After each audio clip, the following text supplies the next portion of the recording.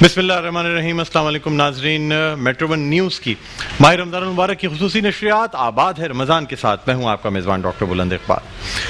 ناظرین، آج جیسا کہ ہم سب جانتے ہیں کہ 26 رمضان المبارک کی یہ ٹرانسمیشن لے کر ہم آپ کے سامنے حاضر ہوئے ہیں، اور آج کی شب جو ہے وہ 27ویں شب کہلائے گی، یعنی ممکنہ طور پہ چونکہ آخری عشرے کی طاق راتوں میں شب قدر کو ڈھونڈنے کا حکم دیا گیا ہے، اور رسول اللہ صلی اللہ علیہ وآلہ وسلم کے زمانے میں 27ویں شب کو جب رسول اللہ صلی اللہ علیہ وآلہ وسلم فجر کی نماز ادا کر رہے تھے، تو جب رسول اللہ صلی اللہ علیہ وآلہ وسلم سجدے سے بلند ہوئے تو آپ صلی اللہ علیہ وآلہ وسلم کی پیشانی مبارک پہ مٹی کے چند ٹکڑے لگے ہوئے تھے، یعنی بارش ہوئی تھی، ابر رحمت جو ہے وہ اللہ تعالیٰ کی طرف سے برسایا گیا تھا۔ تو اس لیے، اور پھر جو رات ہوتی ہے شب قدر، اس کے لیے کہا جاتا ہے کہ بہت پرسکون رات ہوتی ہے۔ عام راتوں سے بہت پرسکون رات ہوگی، عام راتوں سے یہ رات، اس میں راحت زیادہ ہوگی، اس میں ٹھنڈ زیادہ ہوگی اور سکون بہت زیادہ ہوگا۔ تو یہ وہ نشانیاں ہیں جو شب قدر کے لیے بتائی گئی ہیں۔ اسی لیے علماء کرام نے ایک تجویز یہ دی کہ ہو سکتا ہے کہ 27ویں شب جو ہے وہ ممکنہ طور پہ شب قدر ہو، لیکن یہ کوئی فکسڈ نہیں ہے، یعنی ہو سکتا ہے کہ آخری عشرے کی 29ویں شب، 25ویں شب، 23ویں شب یا 21ویں شب بھی تاخرات ہو سکتی ہے، کیونکہ مصلحتاً رسول اللہ صلی اللہ علیہ وآلہ وسلم نے امت کو شب قدر کی اس ایک رات کا نہیں بتایا۔ آپ یہ دیکھیں، سال میں 365 دن ہوتے ہیں، اور یا 355 دن سمجھ لیں اگر ہم قمری سال کی بات کرتے ہیں، تو ان 355 دنوں میں سے آخری عشرے کی جو طاق راتیں ہیں وہ کل 5 راتیں بنتی ہیں، لیکن پھر بھی ہم اتنے بے صبرے ہیں کہ ہماری کوشش یہی ہوتی ہے کہ ہمیں صرف کوئی ایک رات بتا دی جائے جس میں ہم عبادت کر سکیں۔ یہی وجہ ہے کہ یعنی رسول اللہ صلی اللہ علیہ وآلہ وسلم نے مصلحتاً امت کو اس رات کو ڈھونڈنے کا حکم دیا۔ بہرحال ناظرین، جس طرح ہم برسہ برس سے 27ویں شب کو شب قدر کے طور پر مناتے ہیں، عبادات کا اہتمام کیا جاتا ہے، اجتماعات کا اہتمام کیا جاتا ہے، اس سال چونکہ کرونا کی وجہ سے اور اس کے پھیلاؤ کی وجہ سے اس طرح سے شاید مساجد میں محافل نہ ہو سکیں، شبینے نہ ہو سکیں، نمازیں اس طریقے سے نہ ہو سکیں، لیکن تمام وہ لوگ جو اپنے گھر پر موجود ہیں، آپ کو یہ موقع ہے کہ آپ اپنے گھر پہ رہتے ہوئے رات میں قیام کریں، یعنی نماز پڑھیں، اللہ تعالیٰ کا ذکر کریں، درود و سلام بھیجیں رسول اللہ صلی اللہ علیہ وآلہ وسلم پہ۔ بہت بڑی ایک آپ کو یعنی اللہ تعالیٰ نے نعمت دی ہے، اگر آپ یہ سمجھیں کہ آپ کو زندگی اور صحت کے ساتھ اللہ تعالیٰ نے شب قدر عطا کی ہے۔ اور ویسے بھی یہ کہا جاتا ہے کہ گھر میں نماز پڑھنے سے، یعنی سنتیں ادا کرنی ہو تو آپ گھر میں پڑھیں، گھر کے مختلف حصوں میں نماز پڑھیں تاکہ ہر جگہ اللہ تعالیٰ کی رحمت نازل ہو۔ یعنی ضروری نہیں ہے کہ صرف مرد حضرات کو یہ حکم ہے کہ وہ صرف مسجد میں جا کے نماز ادا، ایسا نہیں ہے، آپ سنتیں نفلیں گھر پہ ادا کر سکتے ہیں۔ مختلف جس جگہ آپ نماز ادا کریں گے گھر میں، وہاں رحمت کے فرشتے آئیں گے۔ بہرحال ناظرین، اسی بات کے ساتھ اپنی آج کی اس ٹرانسمیشن کا آغاز کرتے ہیں۔ آپ کو بتاتے چلیں، ہمارے پہلے مہمان جو عالم دین ہیں، اور ہم ان کو دعوت اس لیے دیے کہ ان سے ہم شب قدر کی فضیلت کے حوالے سے بات کر سکیں۔ میرے ساتھ موجود ہیں مفتی مدثر القادری صاحب۔ السلام علیکم۔ وعلیکم السلام سر، آپ کو خوش آمدید کہتے ہیں پروگرام میں، اور بہت شکریہ کہ آپ پروگرام میں تشریف لائے۔ ناظرین، اس کے علاوہ ہماری جو آج کی دوسری مہمان شخصیت، ان سے بھی آپ کا تعارف کراتا ہوں۔ ہمارے ساتھ موجود ہیں علامہ محمد اسد اللہ مدنی صاحب۔ السلام علیکم سر، آپ کو بھی خوش آمدید کہتے ہیں پروگرام میں۔ ناظرین، اس کے علاوہ آپ کو یہ بتاتے چلیں کہ ہمیشہ کی طرح ہمارے ساتھ جو نعت خواں ثنا خواں موجود ہوتے ہیں، جو روزانہ کی طرح آج بھی اس ٹرانسمیشن کا حصہ ہیں، اور خوش لہن نعت خواں ہیں، ثنا خواں ہیں، پاکستان ٹیلی ویژن کے ایوارڈ یافتہ نعت خواں ہیں۔ ہماری خوش قسمتی ہمارے ساتھ موجود ہیں جناب شکیل مدنی صاحب۔ السلام علیکم شکیل بھائی۔ وعلیکم السلام۔ آپ کو بھی خوش آمدید کہتے ہیں۔ بہت شکریہ۔ اب ہم گفتگو کا آغاز کرتے ہیں۔ علامہ صاحب، سب سے پہلے آپ سے جاننا چاہیں گے کہ شب قدر کی فضیلت کیا ہے، یعنی اس رات کو اللہ تعالیٰ نے جسے سلامتی والی رات کہا ہے، اور اس سے بڑھ کر اللہ تعالیٰ قرآن مجید میں ارشاد فرماتا ہے کہ ہم نے اس قرآن کو شب قدر میں نازل کیا۔ سر، کیا فرمائیں گے؟ بسم اللہ الرحمن الرحیم۔ اللہم رب اشرح لی صدری ویسر لی امری واحلل عقدۃ من لسانی یفقہوا قولی۔ الحمدللہ، میں بہت ہی مشکور ہوں آپ کا اور میٹرو ون کا کہ جن کے توسل سے یہاں حاضری ہوئی۔ اللہ تبارک و تعالیٰ اس ٹرانسمیشن کو قبول فرمائے۔ قرآن مجید فرقان حمید میں اللہ تبارک و تعالیٰ نے شب قدر کے حوالے سے فرمایا انا انزلناہ فی لیلۃ القدر، یعنی بے شک یہ وہ رات ہے جس میں اللہ تبارک و تعالیٰ نے قرآن نازل فرمایا۔ اب یہاں قابل توجہ بات یہ ہے کہ شب قدر میں قرآن نازل کس انداز سے ہوا، تو لوح محفوظ سے آسمان دنیا تک مکمل قرآن نازل ہوا، اور پھر آقا علیہ السلام کے قلب انور پر بتدریج قرآن مجید فرقان حمید نازل ہوا۔ اسی کے ساتھ ہماری ماں ام المومنین حضرت عائشہ صدیقہ رضی اللہ تعالی عنہا ارشاد فرماتی ہیں کہ شب قدر کو رمضان المبارک کے آخری عشرے میں تلاش کرو، جو 5 راتیں ہیں، اور حضرت ابن عباس رضی اللہ تعالی عنہ فرماتے ہیں کہ شب قدر کو 29ویں شب، 27ویں شب اور 25ویں شب میں تلاش کرو۔ اس کی اتنی فضیلت ہے، اتنی برکت ہے کہ رب تعالیٰ نے آگے ارشاد فرمایا انا انزلناہ فی لیلۃ القدر وما ادراک ما لیلۃ القدر لیلۃ القدر خیر من 1000 شہر، یعنی یہ وہ رات ہے جو 1000 مہینوں سے بہتر ہے۔ ایک مجھے تفسیر کبیر کا ایک کوڈ میں کر دوں بات، کہ تفسیر کبیر میں ہے کہ اللہ تبارک و تعالیٰ نے 3 مرتبہ لیلۃ القدر کو سورہ مبارکہ میں ارشاد فرمایا، اور 3 کو اگر 9 سے ضرب کریں تو یہ 27 بنتا ہے۔ تو بعض علماء نے فرمایا کہ شب قدر کی جو رات ہے وہ 27ویں شب ہے۔ اچھا، یعنی 3 مرتبہ چونکہ کہا گیا، اس وجہ سے آپ کہہ رہے ہیں کہ 27ویں شب ہو بعض سکتی علماء نے یعنی اس کی تفصیل یوں بھی بیان کی کہ یہ 27ویں شب ہے۔ اچھا، آپ سے جاننا چاہیں گے علامہ صاحب، یعنی خاص طور پہ شب قدر میں یہ کہا جاتا ہے کہ چونکہ دعائیں قبول ہوتی ہیں، اور سب سے بڑی دعا اگر کوئی مسلمان کر سکتا ہے تو وہ اپنی مغفرت کی دعا کر سکتا ہے کہ اللہ تعالیٰ جو ہے نا اس کی مغفرت فرما دے، اس کے جو گناہ ہیں اس پر اس کی توبہ قبول کر لے۔ کیا کہیں گے سر؟ بسم اللہ الحمدللہ وکفیٰ والصلاۃ والسلام علی نبی المصطفیٰ اما بعد۔ ماشاءاللہ میں بہت مشکور ہوں آپ کا اور میٹرو ون کی پوری ٹیم کا کہ مانوں نے مدعو کیا۔ ماشاءاللہ دیکھیں شب قدر آج 27ویں شب ہے، اور جیسے کہ مفتی صاحب اس کے ارشاد فرما رہے تھے کہ عام طور پہ یہ بعض علماء کرام نے یہ بیان فرمایا کہ جو 27 کو شب قدر ہوتی ہے، اور توبہ کا جو تعلق ہے، دیکھیں توبہ کا معاملہ جو ہے قرآن حدیث کی اگر ہم گفتگو کریں تو قرآن حدیث میں توبہ کے فضائل گویا کہ بھرے پڑے ہیں۔ 1-2 آیت آپ کے سامنے کوٹ کروں گا۔ سورۃ تحریم 28ویں پارے کی آیت نمبر 8 میں اللہ کریم ارشاد فرماتے ہیں کہ یا ایھا الذین آمنوا توبوا الی اللہ توبۃ نصوحا، یعنی اے ایمان والو توبوا الی اللہ، اللہ کی بارگاہ میں توبہ کرو۔ توبہ کون سی؟ توبۃ نصوحا، توبۃ نصوح کا لفظ استعمال کیا۔ توبۃ نصوح کا مفسرین کرام نے بیان فرمایا یعنی کہ سچی توبہ، ایسی توبہ کہ جس کے بعد کوئی گناہ نہ ہو۔ اور پھر یہاں پر بات ختم نہیں بلکہ مزید ارشاد فرمایا کہ عسیٰ ربکم، قریب ہے کہ آپ تمہارا رب تمہارے گناہوں کو، تمہاری خطاؤں کو معاف کر دے، اور وَيُدْخِلْكُمْ جَنَّاتٍ تَجْرِی مِن تَحْتِهَا الْأَنْہَارُ، اور تمہیں ایسی جنتوں میں، ایسے باغات میں داخل فرمائے جن کے نیچے نہریں بہہ رہی ہیں۔ تو گویا کہ توبہ ہم کرتے ہیں، تو توبہ جب ہم رب کی بارگاہ میں کرتے ہیں تو سب سے پہلے تو ہمیں یہ حکم دیا گیا کہ توبہ کریں تو توبۃ نصوح کریں، یعنی کہ سچی توبہ کریں، سچی پکی توبہ ہو، ایسی توبہ ہو کہ جس کے بعد کوئی گناہ نہ ہو۔ کیونکہ انسان جب توبہ کرتا ہے تو اس کا مقصد یہی ہونا چاہیے کہ جو گناہ مجھ سے سرزد ہو آئندہ میں گناہ نہ کروں۔ اور اس کے علاوہ قرآن کریم میں اللہ رب العزت نے توبہ کرنے والوں کو اپنا محبوب بندہ فرمایا۔ سورۃ البقرہ کی آیت نمبر 222 میں اللہ تبارک و تعالیٰ نے ارشاد فرمایا کہ ان اللہ یحب التوابین ویحب المتطہرین، یعنی بے شک اللہ تبارک و تعالیٰ بہت توبہ قبول کرنے والوں کو اور بہت زیادہ پاک و صاف رہنے والوں کو پسند فرماتا ہے۔ یعنی غور کیجئے کہ ہم سے گناہ سرزد ہو جاتے ہیں، پھر ہم رب کی بارگاہ میں توبہ کر لیتے ہیں، رب کی کرم نوازی کی وہ ہمارے گناہ معاف فرما دیتا ہے، لیکن گناہ معاف کرنے کے ساتھ ساتھ رب تبارک و تعالیٰ ہمیں اپنا محبوب بندہ بھی بنا لیتا ہے۔ یحب التوابین فرمایا۔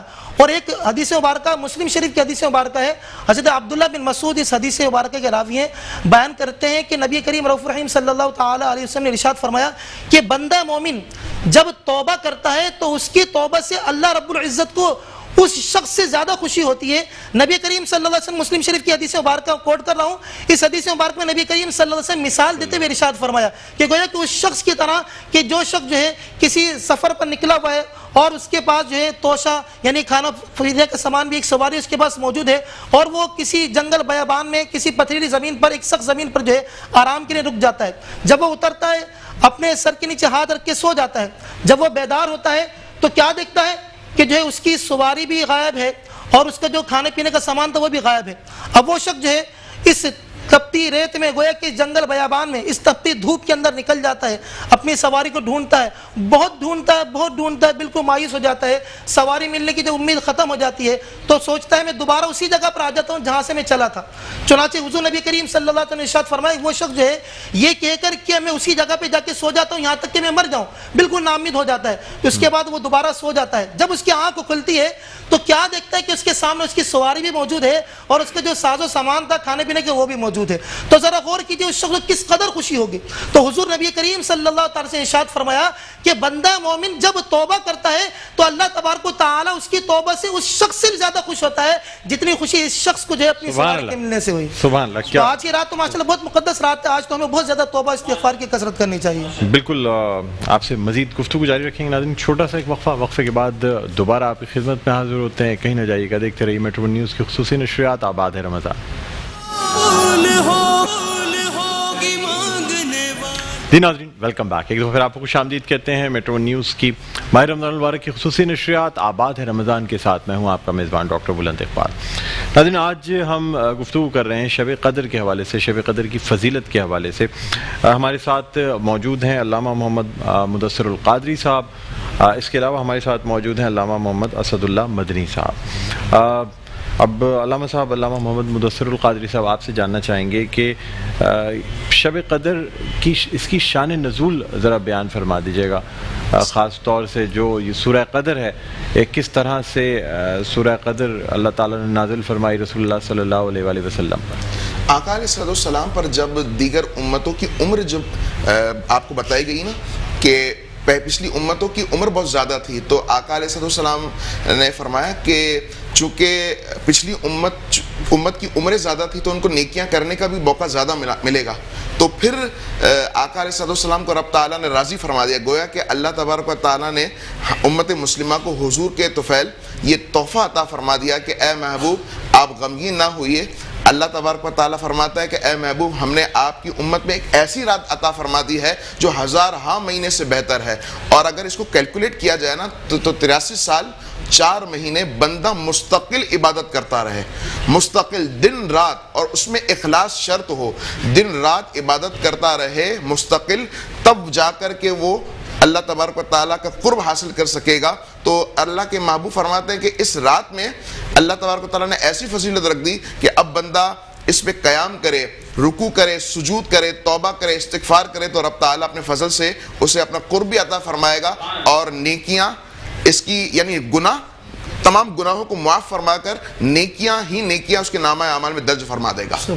اچھا یہ بھی بتا دیجیے گا کہ شب قدر کی علامات کیا ہیں. یعنی جب ہم آخری عشرے کی طاق راتوں میں شب قدر کو تلاش کر رہے ہوتے ہیں تو کیا وہ علامات ہیں جن سے محسوس ہو سکتا ہے کہ ہاں ویسے تو تمام طاق راتوں میں اگر عبادت کر لی جائے تو بہت اچھا ہے, لیکن پھر بھی انسان میں تجسس کافی پیدا ہوتا ہے اور وہ چاہتا ہے کہ اس رات کو تلاش کرے, محسوس کرے. جی اس کی مختلف علامتیں ہیں. یعنی اس رات سمندر کا پانی جو ہے کھارا جو ہوتا ہے وہ میٹھا ہو جاتا ہے. اسی کے ساتھ اللہ کے محبوب فرماتے ہیں کہ جب بندہ نماز کے لیے کھڑا ہوتا ہے تو اس کی ایک الگ کیفیت بن جاتی ہے کہ دل جو ہے وہ خوف خدا کی وجہ سے رو رہا ہوتا ہے, آنکھیں اشک بار ہو رہی ہوتی ہیں اور اس پر ایک عجیب کیفیت طاری ہو جاتی ہے. تو فرمایا کہ یہ بھی ایک علامت ہے شب قدر کی. اسی کے ساتھ میں ایک سوال بھی کنیکٹ کر دوں کہ بعض لوگ کہتے ہیں کہ شب قدر کو مخفی کیوں رکھا گیا. تو اس کا آسان سا حل یہ ہے کیونکہ اللہ تبارک و تعالیٰ نے اپنے بندوں سے اللہ تبارک و تعالیٰ بڑی محبت فرماتا ہے. تو اللہ تبارک و تعالیٰ نے اس رات کو مخفی فرما دیا تاکہ بندہ 5 راتوں میں اللہ کی عبادت کرے اور ان ان 5 راتوں میں سے کوئی ایک رات کو پا کر اللہ تعالیٰ کا قرب حاصل کر لے. مثال کے طور پر اگر اس رات کو بتا دیا جاتا کہ بھائی یہ فلاں رات ہے تو ہو سکتا تھا کسی کی کوئی مجبوری یا کوئی وجہ سے وہ بندہ اس رات کو مس کر دیتا تو پھر بندہ مایوس ہو جاتا. اس لیے اللہ تبارک و تعالیٰ نے بے شمار چیزوں میں سے ایک اس رات کو بھی مخفی رکھا تاکہ بندہ اللہ تبارک و تعالیٰ کی عبادت کر کے, ریاضت کر کے, اللہ تبارک و تعالیٰ کو منانے کی بھرپور کوشش کر کے اللہ کا قرب حاصل کر لے. علامہ صاحب اس رات کی جو مسنون عبادتیں ہیں وہ کیا ہیں, کس طرح اس رات میں اللہ تعالیٰ کے حضور جو ہے عبادت کرنی چاہیے؟ سب سے پہلے میں مولا علی رضی اللہ تعالیٰ عنہ کا قول پیش کروں گا کہ مولا علی فرماتے ہیں رضی اللہ تعالیٰ عنہ کہ جب میرا دل چاہتا ہے کہ میں اللہ سے گفتگو کروں تو میں نماز ادا کرتا ہوں جب میرا دل چاہتا ہے کہ میرا رب مجھ سے گفتگو کرے تو میں قرآن مجید فرقان حمید کی تلاوت کرتا ہوں. تو سب سے بہترین عمل یہ ہے کہ بندہ اپنی سابقہ زندگی پر غور کرے اور اس کے بعد رب کے حضور توبہ کر لے کہ اے اللہ یقیناً پچھلی زندگی میری غفلت میں گزری اور اے اللہ تو تواب الرحیم ہے, تو کرم فرمانے والا ہے, تو معافی عطا فرمانے والا ہے. اور بندہ جب معافی طلب کرتا ہے تو اللہ تبارک و تعالیٰ اس پہ رزق کے دروازے کھول دیتا ہے, اس کی عمر میں برکت داخل فرما دیتا ہے. تو پھر سب سے اچھا عمل یہ ہے, مستحسن عمل یہ ہے کہ بندہ اس رات کو مختلف زاویوں میں ڈیوائیڈ کر دے. ایک حصہ اللہ تبارک و تعالیٰ کی بارگاہ میں نوافل ادا کرے, ایک حصہ دعا کرے, ایک حصے میں استغفار کرے, ایک حصے میں اللہ تبارک و تعالیٰ کی بارگاہ میں اللہ کا ذکر کرے, ایک حصے میں اللہ تبارک و تعالیٰ کی بارگاہ میں رجوع کرے, توبہ کرے, اللہ تبارک و تعالیٰ سے گفتگو کرے, اور ایک حصے میں قرآن مجید پڑھے, ایک حصے میں قرآن مجید فرقان حمید ہم سے کیا کہہ رہا ہے, کیونکہ یہ نزول قرآن کی رات ہے نا, 27ویں شب جو ہے نزول قرآن کی رات ہے. تو یہ راتیں گفٹڈ راتیں ہوتی ہیں کہ اللہ تبارک و تعالیٰ نے اپنے محبوب کے غلاموں کو یہ راتیں عطا فرما کر اتنا بڑا احسان کر دیا کہ اگر صدق دل سے بندہ استغفار کرے تو سمندر کے جھاگ کے برابر بھی گناہ ہو تو رب تعالیٰ کی رحمت سے وہ معاف ہو جاتا ہے. اللہ اکبر, سبحان اللہ, سبحان اللہ. کیا خوبصورت بات آپ نے کی. اب توبہ کی بات آپ نے کی ہے تو علامہ صاحب آپ سے جاننا چاہوں گا کہ توبہ کی شرائط کیا ہیں, کیا وہ شرطیں ہیں جن کی وجہ سے مطلب جب انسان جو ہے توبہ کرے تو وہ توبہ قبول ہو سکتی ہے؟ دیکھیں, توبہ کی مشائخ اعظام نے جو ہے 3 شرطیں عام طور پہ بیان فرمائی ہیں, اور گویا کہ ان 3 شرطوں کو جو ہے, کیونکہ 3 زمانے ہوتے ہیں, ماضی, حال, مستقبل, پاسٹ, پریزنٹ, فیوچر, گویا کہ تینوں کے ساتھ سے پیوستہ کر دیا کہ توبہ کا تعلق ان تینوں زمانوں سے اس طرح ہوگا کہ جو انسان سے گناہ سرزد ہوا تو پہلی شرط یہ کہ ماضی میں اس پر ندامت ہو, یعنی گناہ سرزد ہو گیا تو وہ ماضی گزر گیا, وہ وقت گزر گیا تو اس پر ندامت ہو. اور دوسری شرط یہ ہے کہ حال میں اس گناہ کو ترک بھی کر دے. اور تیسری شرط مستقبل کی کہ مستقبل میں آئندہ اس گناہ کو نہ کرنے کا پختہ اور پکا ارادہ بھی ہو. یہ 3 شرطیں جو ہیں ان کا بیک وقت پایا جانا ضروری ہے. ایسا نہیں کہ اگر پہلی شرط پائی گئی کہ اس گناہ پر ندامت تو ہے لیکن اس گناہ کو ترک نہیں کیا, یا پھر جو ہے اس گناہ کو ترک تو کر دیا لیکن جو مستقبل میں اس گناہ کو چھوڑ دینے کا پکا ارادہ نہیں کیا, پھر وہ توبہ قابل قبول نہیں ہوگی. لیکن ساتھ نے یہ بھی بیان فرمایا یہ 3 شرطیں اس وقت ہوں گی جبکہ وہ جو گناہ تھا وہ گناہ ایسا ہو جو کہ اللہ اور بندے کے درمیان میں ہو. اگر اس گناہ میں حقوق اللہ یعنی اللہ کے حقوق یا بندے کے حقوق میں سے کسی حق کی کمی واقع ہوتی ہے تو اس حق کی تلافی بھی کرنی ہوگی. مثال کے طور پہ حقوق اللہ نماز ادا کرنا.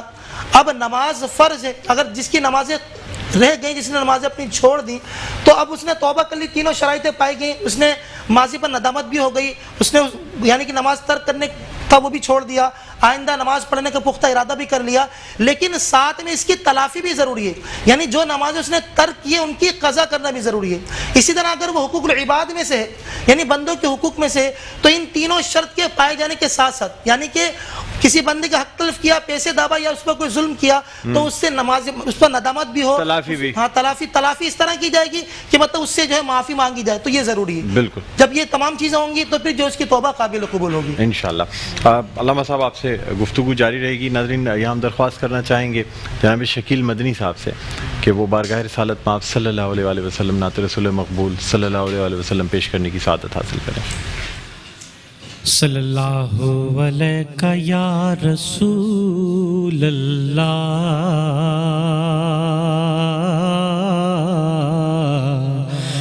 وسلم علیہ یا حبیب اللہ. حقیقت میں وہ لطف زندگی پایا نہیں کرتے. حقیقت میں وہ لطف زندگی پایا نہیں کرتے. جو یاد مصطفیٰ سے دل کو بہلایا نہیں کرتے. یہ درباریں محمد ہے یہاں ملتا ہے بے مانگے ارے ناداں. یہاں دامن کو پھیلایا نہیں کرتے ارے ناداں. یہاں دامن کو پھیلایا نہیں کرتے. ارے او نا سمجھ قربان ہو جا ان کے روزے پر کہ یہ لمحے زندگی میں بار بار آیا نہیں کرتے.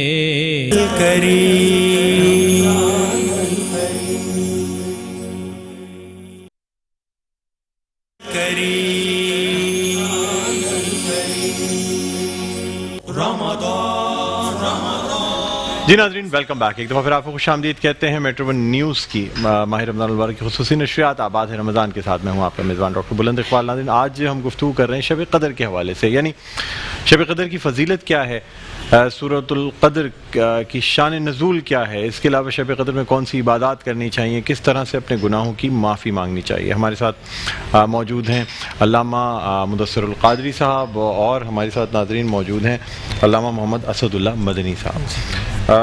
بریک پہ جانے سے پہلے علامہ صاحب آپ سے گفتگو ہو رہی تھی اور توبہ کے حوالے سے گفتگو ہوئی تھی. مجھے بتائیے گا کہ جب انسان سے کوئی گناہ سرزد ہو جاتا ہے, اب اس نے اس وقت توبہ نہیں کی, اس سے تاخیر ہو گئی توبہ کرنے میں, تو کیا پھر بھی توبہ کا دروازہ کب تک کھلا رہتا ہے انسان کے پاس؟ دیکھیں توبہ کا دروازہ تو الحمدللہ کا ایسا احسان ہے کہ اس نے مہلت دی ہے بندوں کو, اور انسان مرنے سے پہلے جب بھی توبہ کر لے اللہ کریم قبول کرنے والا ہے, اور موقع اللہ تبارک و تعالیٰ اس کو بار بار توبہ کا دیتا ہے. لیکن اگر انسان توبہ نہیں کرتا تو پھر اس کو موقع دیا جاتا ہے. عام طور پہ ہمارے یہاں یہ ہوتا ہے کہ ہم جو ہے توبہ کرنے کے ارادہ کرتے ہیں, ہم کسی محفل میں جاتے ہیں یا پھر کسی عالم صاحب کا بیان وغیرہ سنتے ہیں تو توبہ کی اہمیت ہم نے سماعت کی, توبہ کی فضیلت سماعت کی, پھر گناہوں کے متعلق سنا, پھر ہمارا ارادہ ہو کہ ہم توبہ کر لیں. لیکن نہ جانے کیا ہوتا ہے, اس وقت تو ہم نے ارادہ کر لیا, بالکل پکا ارادہ ہوگا کہ بھائی اس گناہ سے میں توبہ کر لوں گا, لیکن گھر پہنچے توبہ کا ارادہ گویا کہ ملتوی ہو گیا. ہم نے توبہ کا بار بار ارادہ کیا, توبہ ارادہ کر لیں, لیکن جو ہے توبہ ہم نہیں کر پاتے. اس کی بعض کئی وجوہات جو ہے فقہاء کرام نے بیان فرمائی ہیں, مشائخ کرام نے. جو چند وجوہات, دو تین وجوہات میں آپ کے سامنے بیان کرتا ہوں. جیسے مثلا جو ہے توبہ میں تاخیر ہونے کا ایک سبب جو ہوتا ہے وہ اللہ تبارک و تعالیٰ کی رحمت کے معاملے کے اندر غلط فہمی کا شکار ہونا ہے. یعنی مراد یہ ہے کہ انسان جو ہے جب کسی کو توبہ کرنے کا کہا جائے, وہ گناہ مبتلا, اس سے کہا جائے بھائی توبہ کر لو, اب وہ کیا کہتا ہے کہ اللہ تعالیٰ تو بڑا غفور رحیم ہے, اللہ تبارک و تعالیٰ بڑا بخشنے والا ہے, وہ تو بہت درگزر کرنے والا ہے, وہ تو اپنے بندوں سے ماں سے 70 زیادہ گناہ پیار محبت کرنے والا ہے, وہ تو میرے گناہوں کو معاف فرما دے گا. لیکن ہمیں اس بات کو سوچنے کے ساتھ ساتھ یہ بات بھی تو سوچنی چاہیے کہ وہ قہار و جبار بھی تو ہے, وہ غفور و رحیم ہے, بے شک اس میں کوئی شک نہیں ہے, وہ بخشنے والا ہے, وہ رحم کرنے والا ہے, وہ رحمان و رحیم ہے, وہ عفو درگزر کرنے والا ہے. لیکن وہ قہار و جبار بھی تو ہے, وہ قہر کرنے والا ہے. جب وہ پکڑتا ہے تو اس کی پکڑ اتنی سخت ہے کہ کوئی چھوڑا نہیں سکتا. تو لہٰذا جب اس بات پر توجہ رکھیں گے تو یہ غلط فہمی ہمارے دماغ سے نکل جائے گی. دوسری وجہ ایک یہ بھی ہوتی ہے کہ بری صحبت, کہ انسان بری صحبت میں بیٹھتا ہے تو بری صحبت, یعنی کہ جو برے دوست ہوتے ہیں اس کے, وہ بھی گناہ مبتلا ہوتے ہیں. اگر یہ توبہ کا ارادہ کرتے ہیں تو دوست کہتے ہیں یار کوئی بات نہیں, ابھی تو زندگی پڑی ہے, ابھی تو بہت عمر پڑی ہے, تو ابھی تو جوانی میں تھوڑی مزے کر لو, جب تھوڑا بڑھاپا ہوگا, جب بچے بڑے ہو جائیں گے پھر توبہ کر لینا. اور ہمارے معاشرے میں عام طور پہ یہی نظر آتا ہے کہ جب بڑھاپے کی دہلیز پر پہنچتے ہیں تو پھر جو ہے مسجدوں کے کونے کو تھام لیتے ہیں. حالانکہ جوان کی توبہ کے اللہ تعالیٰ بہت زیادہ خوش ہوتا ہے, جوان کی توبہ کو بہت زیادہ پسند فرماتا ہے. تو لہٰذا اچھی صحبت کو اختیار کیا جائے. اور پھر جو ہے طویل زندگی کا کچھ پتہ نہیں, ہم یہ سوچ لیں کہ میں بڑھاپے میں توبہ کر لوں گا, جوان سوچیں بڑھاپے میں توبہ کر لوں گا, اور سوچیں کہ ابھی تو وقت ہے, ابھی میں یہ کام کر لوں, یہ شادی کے بعد توبہ کر لوں گا, شادی کے بعد فلاں گناہ چھوڑ دوں گا, یا پھر اس کام کے بعد فلاں گناہ سے میں تائب ہو جاؤں گا، نہ جانے وہ وقت اس کو ملے یا نہ ملے.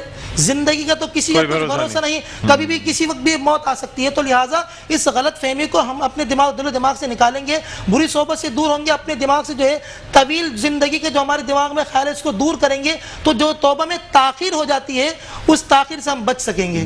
لیکن رب کریم پھر بھی ہم پر مہربان ہے، وہ پھر بھی جو ہے ہم تاخیر سے بھی توبہ کریں کہ پھر بھی وہ جو ہے ہمارے گناہوں کو معاف فرما دے گا. توبہ کا دروازہ بند نہیں ہوگا. سبحان اللہ. ڈاکٹر صاحب میں جی علامہ صاحب بات ایک کنیکٹ کر دوں کہ پتہ کیسے چلے کہ توبہ قبول ہو گئی؟ سر یہی آپ سے سوال کرنے والا تھا. اتفاق سے آپ دیکھیں آپ نے کس طرح سے پہلے ہی پہچانا، یہی سوال لے کے آپ کی طرف آ رہا تھا کہ انسان کو یا بندے کو کس طرح سے یہ اندازہ ہوگا کہ اس کی توبہ قبول ہوگی. کیا اس کے دنیاوی جو عذاب ہے وہ کم ہو جائے گا، اس کی مشکلات و پریشانیاں حل ہو جائیں گی، یا پھر جس طریقے کی زندگی گزر رہی ہے اسی طرح زندگی گزرے گی اب یوم آخرت میں، تب پتہ چلے گا کہ توبہ قبول ہوئی یا نہیں ہوئی. ہاں دیکھیں ڈاکٹر صاحب بڑا خوبصورت سوال بنا ماشاءاللہ کہ توبہ قبول ہوئی یا نہیں ہوئی یہ راز ہے. اب اللہ تبارک و تعالیٰ نے اپنے محبوب کے توسط سے کچھ نشانیاں ہمیں عطا فرمائی کہ توبہ قبول ہو گئی، یعنی بندے نے فلاں گناہ سے توبہ کی، توبہ پر استقامت مل گئی اور نیکیوں بھری زندگی گزار رہے ہیں.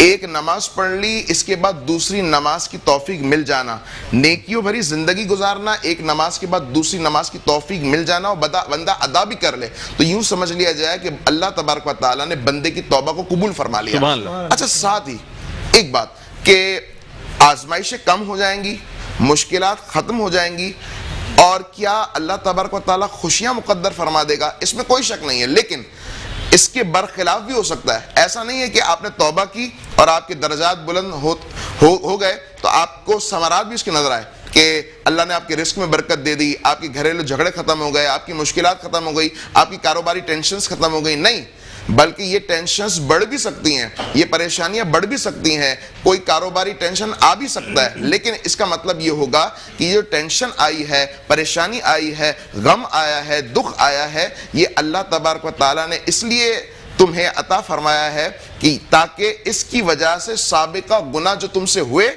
اس آزمائش کی وجہ سے رب تعالیٰ ان گناہوں کو معاف فرما دے. سبحان اللہ سبحان اللہ. یہ سب سے پہلے ہوتا ہے کہ ہم سمجھتے ہیں کہ توبہ کی، اب شاید ہو سکتا ہے کہ حالات کچھ بہتر ہو جائے، تو اس کے برخلاف بھی حالات ہو سکتے ہیں. جیسا کہ اگر بندہ، حدیث پاک کا مفہوم ہے کہ بندہ اپنی زندگی کے آخری مراحل سے کچھ عرصہ پہلے بیمار ہو گیا، ایسا بیمار ہوا کہ وہ بستر مرگ پر موجود ہے، تو اب سابقہ گناہ اس بستر مرگ پر ہونے کی وجہ سے اللہ تبارک و تعالیٰ اس بیماری کی وجہ سے اللہ تعالیٰ اس کے گناہوں کو معاف فرما دیتا ہے. کیوں؟ کیونکہ اللہ تبارک و تعالیٰ جانتا ہے کہ جب میرا یہ بندہ انتقال کر کے آئے گا تو ایسا آئے گا کہ جیسے اس نے گناہ کیا ہی نہیں ہے. واہ سبحان اللہ. یہ رحمت ہے اللہ تبارک و تعالیٰ کا اپنے بندوں سے پیار اور اپنے محبوب کی امت سے پیار ہے کہ اگر اللہ کے محبوب فرماتے ہیں کہ اگر پاؤں کے نیچے کانٹا بھی لگتا ہے نا تو اللہ تبارک و تعالیٰ اس پر بھی اجر عطا فرماتا ہے. تو نیکیاں کرنا آسان ہے، لیکن اگر نیکیاں کرتے ہوئے، بعض لوگ کہتے ہیں ہم تو نیک ہیں، پرہیزگار ہیں، نماز چھوٹتی نہیں، زکوٰۃ دیتے ہیں، یہ کرتے ہیں، لیکن آزمائشیں ختم نہیں ہوتی، رخ الگ الگ ہوتے ہیں اس کے، تو یہ سمجھا جائے کہ اللہ تبارک و تعالیٰ کی طرف سے آزمائش ہے اور یہ درجات کی بلندی کا سبب ہے. اچھا ایک اور بات کہ ہم یہ سمجھتے ہیں کہ مثال کے طور پر کسی بندے سے گناہ ہوا اور اس نے اعلانیہ گناہ کیا اور وہ اس پر تائب ہو گیا، توبہ کر لی اس نے، اب اللہ تبارک و تعالیٰ چاہے تو اس بندے کو معاف کر دیتا ہے لیکن دنیا والے معاف نہیں کرتے. حضرت اسامہ جو سرکار دو عالم صلی اللہ علیہ وسلم کے محبوب صحابی ہیں، کسی جنگ میں جو ہے حضرت اسامہ رضی اللہ تعالی عنہ کی تلوار کے نیچے ایک کافر آ گیا اور جیسے ہی وہ تلوار کے نیچے آیا تو اس نے کلمہ پڑھنا شروع کر دیا. تو کلمہ پڑھنا شروع کر دیا تو صحابی رسول سمجھ گئے کہ یہ تلوار کے ڈر کی وجہ سے پڑھ رہا ہے، تو آپ نے قتل کر دیا.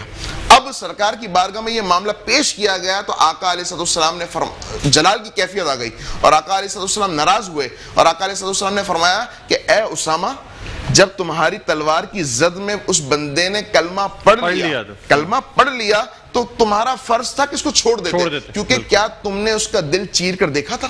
ہم یعنی بندہ اگر گناہ کر رہے تو ہم اس کو ایسی بری نظر سے دیکھتے ہیں کہ بھائی یعنی اللہ معاف کر دے، لیکن ہم منصف ہو ہی نہیں سکتے، ہم اس کا جو ہے نا کوئی فیصلہ اس کے حق میں ہم نہیں سنا، لوگوں کو فیصلے نہیں کرنے چاہیے۔ اور یہ یاد رکھیے گا حضرت کہ ڈاکٹر صاحب، بندے کے گناہ سے نفرت ہونی چاہیے، بندے کی شخصیت سے نفرت، اس کی شخصیت سے، بالکل بالکل، بہت خوبصورت بات آپ نے کی۔ مزید گفتگو بھی آپ سے کرتے رہیں گے۔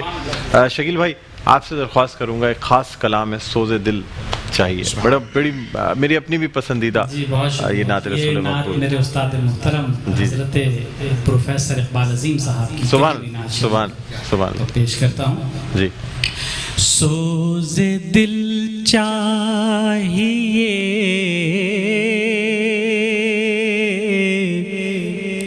سوز دل چاہیے، چشم نم چاہیے، سوز دل چاہیے، چشم نم چاہیے، اور شوق طلب معتبر چاہیے، ہوں میسر مدینے کی گلیاں اگر ہو میسر مدینے کی گلیاں اگر، آنکھ کافی نہیں ہے نظر چاہیے،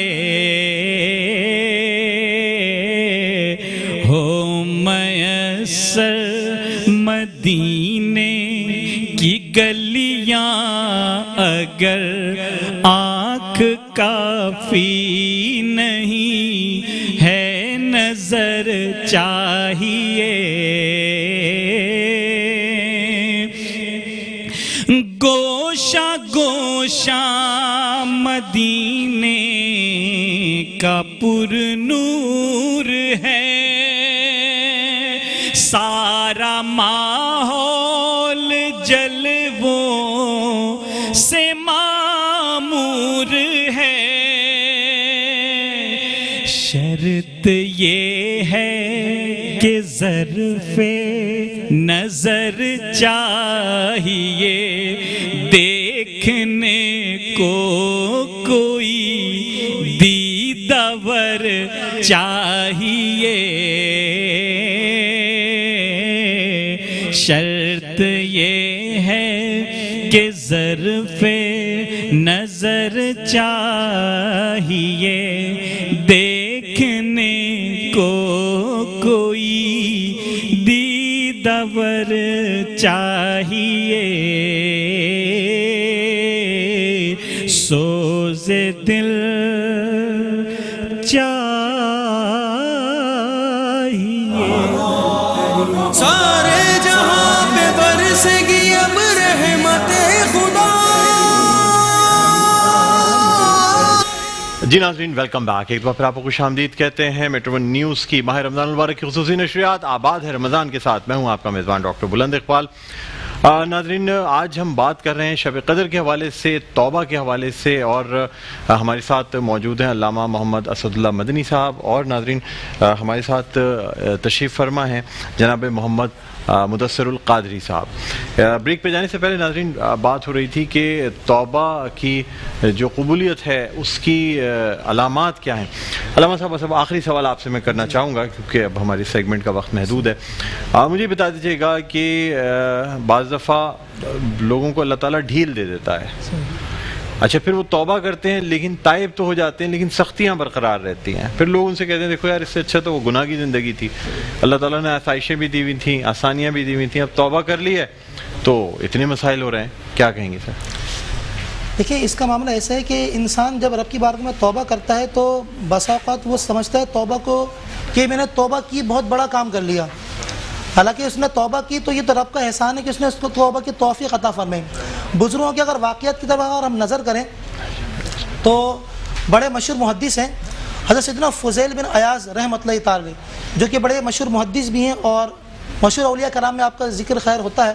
آپ جو ہے توبہ کرنے سے قبل ایک زبردست ڈاکو تھے، آپ رحمۃ اللہ تعالیٰ کے متعلق منقول ہے کہ جو ہے آپ ڈاکے ڈالنے کی غرض سے ایک مکان کی چھت پر جو ہے دیوار پر چڑھتے ہیں. جب دیوار پر چڑھتے ہیں تو جو مالک مکان تھا وہ جو ہے قرآن کریم کی تلاوت کر رہا ہے, اور قرآن کریم کی تلاوت کر رہا ہے, اور اس آیت کی وہ تلاوت کر رہا ہے کہ الم یأن للذین آمنوا ان تخشع قلوبهم لذکر اللہ, کہ کیا ایمان والوں پر وہ وقت نہیں آیا کہ ان کے دل اللہ کے ذکر کے لیے جھک جائیں.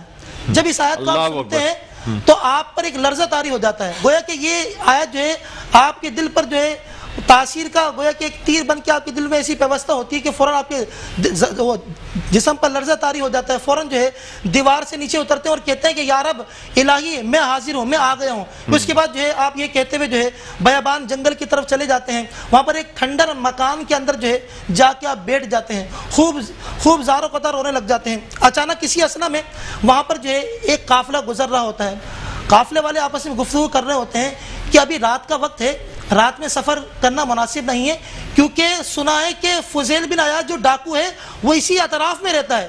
جب آپ یہ بات سنتے ہیں فضیل بن عیاض تو اور زیادہ رونے لگ جاتے ہیں, بہت رب کریم کی بارگاہ توبہ استغفار کرتے ہیں کہ یا رب عز و جل, ہائے افسوس میں کتنا گناہ گار ہوں کہ تیرے بندے تیرے حبیب کے امتی مجھ سے ڈر رہے ہیں, اور رات کو بچے نہیں سوتے تو ماں میرا نام لے کے بچوں کو ڈراتی ہے.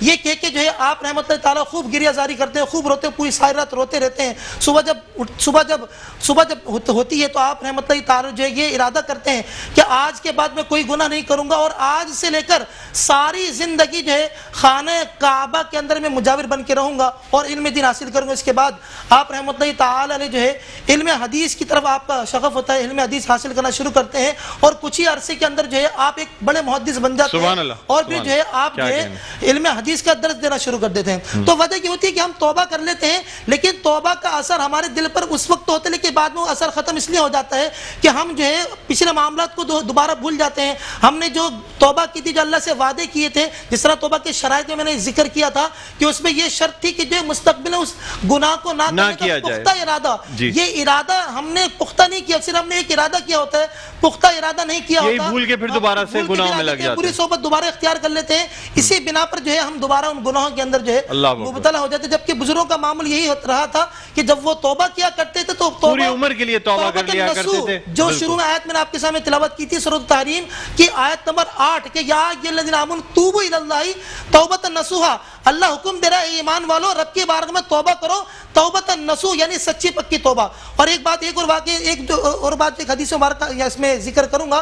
حضرت انس رضی اللہ تعالی عنہ حدیث کے راوی ہیں, روایت کرتے ہیں کہ نبی کریم رؤوف رحیم صلی اللہ تعالی علیہ وسلم نے ارشاد فرمایا کہ جب بندہ مومن توبہ کرتا ہے, کیونکہ ذرا غور کی جب ہم جو ہے کوئی بھی گناہ کرتے ہیں, چھوٹا ہو یا بڑا گناہ ہو, ہم گناہ کرتے ہیں تو گناہ پر جو ہے اللہ تبارک و تعالیٰ تو دیکھ ہی رہا ہے, وہ تو حدیث کا مفہوم فرما دیں, حدیث کا مفہوم بیان کر رہا ہوں میں, حدیث کا مفہوم بیان کر رہا ہوں کہ اللہ تبارک و تعالیٰ تو دیکھ ہی رہا ہے, اور اس کے علاوہ جو ہے ہم جب گناہ کرتے ہیں ہمارے اعضاء بھی اس گناہ پر گواہ ہوتے ہیں. تو حدیث مبارکہ کے مفہوم حضور نے یہ فرمایا کہ جب انسان توبہ کرتا ہے تو اللہ تبارک و تعالیٰ جو ہے جو کرامن کاتبین ہیں ان سے ان گناہوں کو جو بھلا دیتا ہے, اور اس کے علاوہ جس جگہ پر وہ گناہ کرتا ہے اس جگہ سے گناہ کو مٹا دیتا ہے, اور اس کے اعضاء سے بھی گناہوں کو بھلا دیتا ہے, یہاں تک کہ جب وہ قیامت میں آئے گا تو رب کی طرف سے اس کے گناہ پر کوئی گواہ نہ ہوگا. سبحان اللہ, بہت شکریہ علامہ اسد اللہ محمد اسد اللہ مدنی صاحب, آپ تشریف لائے. جی علامہ محمد مدثر القادری صاحب, آخری جو آپ کلمات کہنا چاہیں. ڈاکٹر صاحب میں چاہتا ہوں کہ یہ پیغام پہنچ جائے آج آپ کی ٹرانسمیشن سے کہ اگر بندہ چاہتا ہے کہ بندہ نیک بن جائے, یہ عام اور خاص دونوں کے لیے, ایسا نہیں ہے کہ جو جبہ خبہ پہنا ہوا ہو وہی نیک بن سکتا ہے, نہیں, عام طور پر ہر بندہ جینز ٹی شرٹ پہن کے بھی انسان نیک بن سکتا ہے. ہاں بالکل, 3 اصولوں کو اپنی زندگی میں رائج کر لے بندہ نیک ہو جائے گا. پہلا اصول اللہ تبارک و تعالیٰ کے حقوق کی پاسداری, پہلا اصول. دوسرا اصول رسول اللہ علیہ السلام کی اطاعت, اور تیسرا جو اصول ہے وہ اللہ تبارک و تعالیٰ کے بندوں کی خدمت. سبحان اللہ تبارک و تعالیٰ پھر دیکھیے گا کیسا آپ کو عروج عطا فرماتا ہے, جیسا آپ چاہتے ہیں نا اللہ تبارک و تعالیٰ اسی اسٹیج پر آپ کو پہنچا دے گا. سبحان اللہ. علامہ صاحب بس ایک چھوٹا سا سوال, اور اس کا مختصر سا ہی جواب چاہوں گا. پھر میں چاہوں گا کہ آپ ناظرین کے لیے یہ واضح فرما دیں کہ بہت سے لوگ سر پہ ٹوپی نہ ہونے کی وجہ سے نماز نہیں پڑھتے, قمیص شلوار نہ پہنا ہو تو کہتے ہیں کہ اب پینٹ شرٹ میں کیسے نماز پڑھیں. مردوں کے لیے بات کر رہا ہوں, خواتین کے لیے تو مکمل داہنی کا اور پردے کا اور ان تمام چیزوں کا حکم ہے. کیا مرد جینز ٹی شرٹ میں یا گھٹنوں سے جو سطر ہے یعنی ناف سے لے کے اور گھٹنوں تک اگر کور کیا ہوا ہے تو کیا نماز ہو سکتی ہے ٹوپی کے بغیر؟ حضرت ٹوپی کے بغیر بھی نماز ہو سکتی ہے، پینٹ شرٹ میں بھی نماز ہو سکتی ہے، ستر ڈھکا ہوا ہو مکمل تب بھی نماز ہو سکتی ہے. لیکن بعض نوجوان اب نیا بہانہ کرتے ہیں کہ ہمارے جی کپڑے ناپاک ہیں، جب بھی ان کو نماز کی دعوت دو بھائی کپڑے ناپاک ہیں، تو بھائی کپڑے پاک بھی تو ہو سکتے ہیں. اللہ نے پانی کے نام سے جو شے پیدا کی ہے اس سے کپڑے پاک ہو سکتے ہیں. تو بندے بہانے نہ کرے. دیکھیں یہاں میں اگر آپ نے مجھے نماز کی دعوت دی یا میں نے کسی کو نماز کی دعوت دی، میں یہاں بہانے کر سکتا ہوں جی. لیکن اللہ تعالیٰ کے یہاں کوئی بہانہ نہیں ہے، کوئی بہانہ نہیں. بہت خوبصورت بات کی آپ نے. ایک اور میں چاہتا ہوں ایک اور پیغام دے دوں. قرآن مجید فرقان حمید، آج قرآن مجید کی نزول کی رات ہے، تو میں ایک بات بتاتا چلوں کہ قرآن مجید فرقان حمید کا اگر آپ چاہتے ہیں کہ فیض حاصل ہو جائے، کیونکہ لوگ سمجھتے ہیں کہ بچی ودا ہو رہی ہے تو سر پہ قرآن رکھ دیا فیض حاصل ہو گیا، نیا گھر خرید دیا، نئی دکان خرید لی، قرآن مجید رکھ لیا فیض حاصل ہو گیا. 4 اصول ہیں اگر قرآن مجید فرقان حمید کا فیض حاصل کرنا چاہتے ہیں اور پوری دنیا پر راج کرنا چاہتے ہیں، اللہ تبارک و تعالیٰ کے حضور مقبول ہونا چاہتے ہیں. 4 اصول: قرآن مجید کی تلاوت، قرآن مجید کی تعلیمات کو پڑھنا، یعنی قرآن مجید میں جو لکھا ہے اس کا ترجمہ اور تفسیر پڑھنا، پھر خود کی زندگی میں اسے رائج کرنا اور اس کا پیغام پوری دنیا میں پھیلانے کی کوشش کرنا. یہ 4 اصول بندہ اپنا لے، انشاءاللہ اللہ تبارک و تعالیٰ اسے قرآن کا حقیقی فیض عطا فرمائے. سبحان اللہ سبحان اللہ. بہت شکریہ علامہ محمد مدثر القادری صاحب، آپ تشریف لائے. علامہ محمد اسد اللہ مدنی صاحب، آپ کا بہت بہت شکریہ. ناظرین، ہمارے ساتھ یعنی ایک ایسی شخصیت موجود ہیں جو نعت گو شاعر بھی ہیں، ویسے بھی شعر و شاعری کرتے ہیں، اور ان سے ہم درخواست کریں گے کہ یہ بارگاہ رسالت مآب صلی اللہ علیہ وآلہ وسلم ہدیہ نعت تحت اللفظ میں پیش کرنے کی سعادت حاصل کریں. ہمارے ساتھ موجود ہیں جناب فرحان جعفری پیکر صاحب. السلام علیکم. کیسے ہیں؟ ٹھیک ہیں. 4 مصرع کے بعد ایک نعت کے چند اشعار کے. نعت لکھنے کا سلیقہ دے دیا سرکار نے، نعت لکھنے کا سلیقہ دے دیا سرکار نے، دے دیا جنت میں جانے کا پتہ سرکار نے. جالیوں کو چومتے ہو کس لیے کس نے کہا، جالیوں کو چومتے ہو کس لیے کس نے کہا، جالیوں کو چوم کر میں نے کہا سرکار نے، جالیوں کو چوم کر میں نے کہا سرکار نے. ایک نعت کے چند اشعار. اپنی اس فکر کی پرواز فلک پار کریں، اپنی اس فکر کی پرواز فلک پار اپنی اس فکر کی پرواز فلک پار کریں. آئیے تذکرہ احمد مختار کریں. واہ واہ واہ. آئیے تذکرہ احمد مختار کریں. تذکرہ احمد مختار کریں. شعر دیکھیے گا کہ بس وقت نام کی حد تک ہی محمد نہ رہو، بس وقت نام کی حد تک ہی نام کی حد تک ہی محمد نہ رہو. روح میں ضم میرے آقا کا بھی کردار کریں. سبحان اللہ. روح میں ضم میرے آقا کا بھی کردار کریں. تذکرہ نور کے پیکر کا کریں زندہ ہوں. واہ. تذکرہ نور کے پیکر کا کریں زندہ ہوں. ذہن کے سارے اندھیروں کو سرے دار کریں. سبحان اللہ. ذہن کے سارے اندھیروں کو سرے دار کریں. آپ نے جس پہ نظر کر دی وہ زوار ہوا، آپ نے جس پہ نظر کر دی وہ زوار ہوا. ایک نظر مجھ پہ بھی اے میرے سرکار کریں. سبحان اللہ. ایک نظر مجھ پہ بھی اے میرے سرکار کریں. ہاں زمانے میں وہی لوگ علی والے ہیں، ہاں زمانے میں وہی لوگ علی والے ہیں. اپنے سوئے ہوئے قاتل کو جو بیدار کرے، واہ واہ واہ. اپنے سبحان اللہ. سوئے ہوئے قاتل کو جو بیدار کریں. یہ اگر نور کے پیکر ہیں تو ہیں، شک کیا ہے. یہ اگر نور کے پیکر ہیں تو ہیں، شک کیا ہے. یہ حقیقت ہے، اسے مانے نہ تکرار کریں. اپنی نالین کی مٹی سے نوازیں مجھ کو، اپنی نالین کی مٹی سے نوازیں مجھ کو. خاک کا ذرہ ہوں آقا مجھے سردار کریں. خاک کا اور مکتب پیش خدمت ہے. بارگاہ شہ ابرار میں ہو جائیں قبول، بارگاہ شہ ابرار میں ہو جائیں قبول، پیش فرحان جو محفل میں یہ اشعار کرے، پیش فرحان جو محفل میں یہ اشعار کرے. بہت سبحان اللہ سبحان اللہ. تو تخلص آپ فرحان رکھتے ہیں؟ میں سمجھا پیکر. نہیں، پیکر یہ تخلص اصل میں یہ پرانی نعت ہے. اب اچھا، تو اس نعت میں تو دونوں تخلص آ گئے آپ کے. پیکر وہ بامانے استعمال ہوا ہے. جی جی. اچھا، میں وہی سوچ رہا تھا کہ کیونکہ فرحان جب آیا نا تخلص مقطع میں، تو پھر میں نے کہا پھر آپ سے اصل میں جب یہ میں ترانے بھی کرتا ہوں اور لال JDC کا بھی کیا، اس میں پیکر ہی تخلص استعمال کیا. نظم غزل اس میں اسی طرح جیسے اسد اللہ خان غالب صاحب جو ہیں ابتدا میں اسد اپنا تخلص استعمال کرتے تھے، بعد میں انہوں نے تخلص بدل کے غالب رکھا. تو اس طرح آپ کی پرانی نعتوں میں فرحان ہے اور اب پیکر ہے. بہت شکریہ فرحان جعفری پیکر صاحب، آپ تشریف لائے. ناظرین اسی کے ساتھ ایک چھوٹا سا وقفے کے بعد دوبارہ آپ کی خدمت میں حاضر ہوتے ہیں. کہیں نہ جائیے گا، دیکھتے رہیے ماہ رمضان المبارک کی خصوصی نشریات آباد ہے رمضان.